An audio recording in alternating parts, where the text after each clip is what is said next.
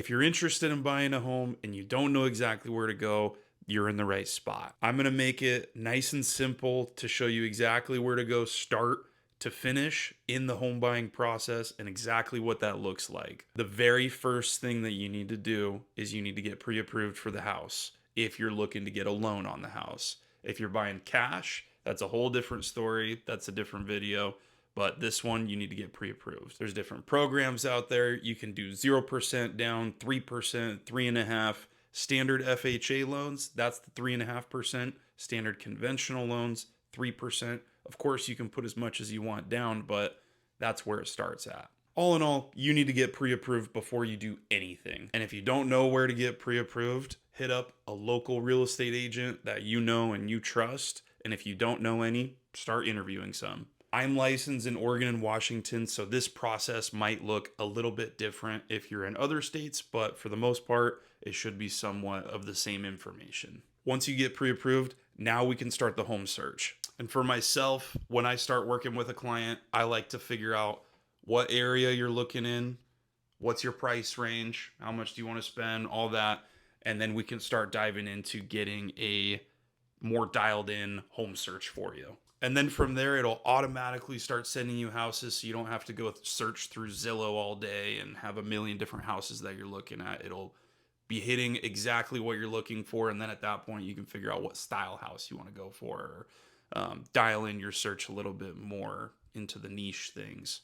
So then once you find your perfect house, then we go ahead and we start running an offer. The offer gets accepted. Now we are in contract and the house goes pending. From here, that's where the real work starts. It's usually about a 30-day process unless for some reason the lender says that they can close it quicker or maybe need to extend closing for whatever reason. But 30 days is typically the standard transaction time. I will always close the deal quicker if it's possible, if it works out for you, if it works out for the sellers. We'll figure it out. 30 days is typical though. The first thing that you need to do as the client is you need to get your earnest money in. And your earnest money is 1% of the purchase price. So say you're looking at a house that's $400,000, you're going to put in your earnest money at $4,000 and that goes straight to the title company. You write a cashier check, get it over to them. And once your earnest money is in, that doesn't mean that that money is done and gone. That money actually goes towards your down payment in the long run of things when you actually go to sign the papers. A lot of people have the misconception that once you sign away your earnest money, that money's gone and, good luck, sayonara. But sometimes when you go through the transaction, things happen, or you need to back out of the house, whatever, and you get that money back. The only time that you're signing off on your earnest money is if you sign a specific addendum saying that you want to release your earnest money to the clients. And that's a whole different scenario, but it happens. The next thing, the most important thing, to go ahead and get your inspection period going. Now, in some scenarios, you might shorten your inspection period or you might lengthen it. It all depends on the deal, but standard is 10 business days in Oregon or 10 calendar days in Washington. Other states might be different. I don't know about them. You're going to have to ask somebody around there. In your inspection, you're going to cover the entire house. You're going to get a ginormous inspection booklet, over 100 pages, and it's just going to be everything that's wrong with the house.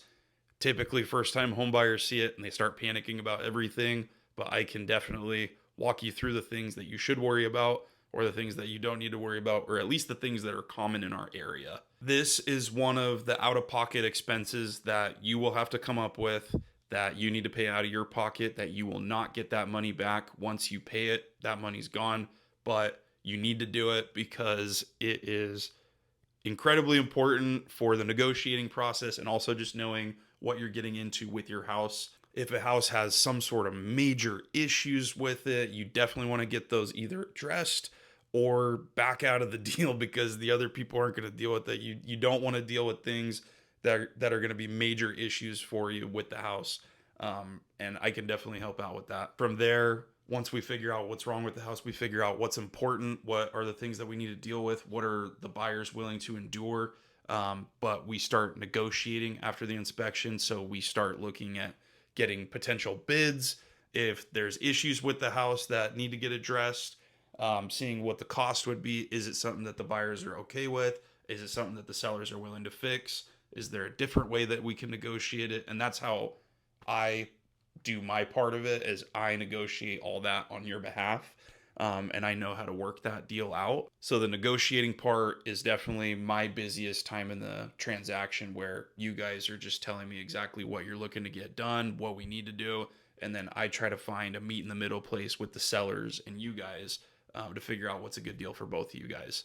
Because the art of negotiation is not to just destroy your opponent. You got to work together and you got to make something that works for both of you guys, or else you're not going to go anywhere and it's just going to be button heads. So I'll always give you the best advice on how we should go about negotiating, but ultimately the keys are in your hand.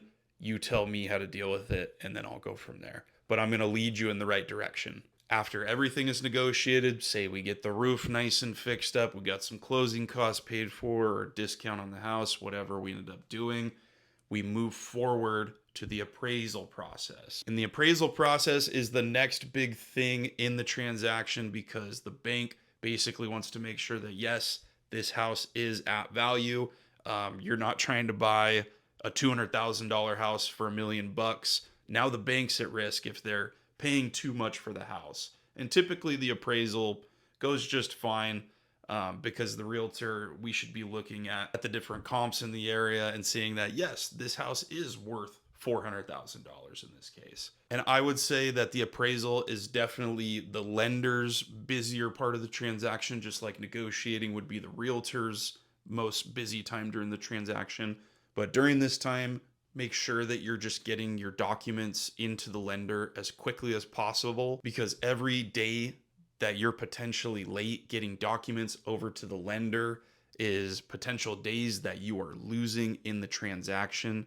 And you don't want to do that. You want to make sure to either stay on time or be early within the transaction, because if you close late or start planning on closing late, then that's when you start running into issues. The sellers start getting a little bit worried and they start asking you for stuff or pulling back on negotiations.